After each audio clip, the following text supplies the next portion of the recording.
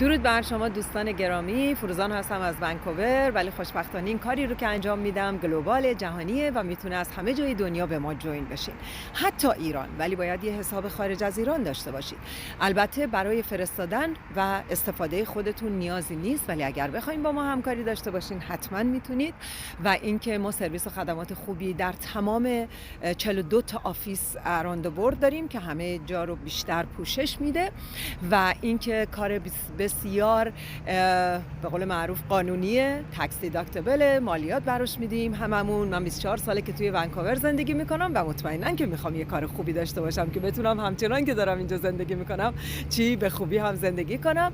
من 10 ساله که از این تکنولوژی آب کانگن دارم مینوشم. الان 3 سال و نیمه که خیلی جدی از دوره پاندمیک شروع کردم به همکاری با این فول تایم. به خاطر چی؟ به خاطر که تونستم آنلاین به همگان بگم. قبل هم میگفتم، قبل هم به عزیزانم، بستگانم و اینکه برای ایران چقدر فرستادم، برای مادرم و خیلی عزیزای دیگه.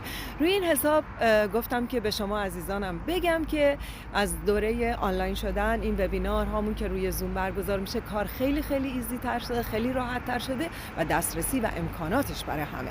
با این تجربه‌ای که دارم دوست دارم که در کنارم باشید. مرسی. حتما میتونیم بهترینا رو برای شما هم بسازیم. متشکرم.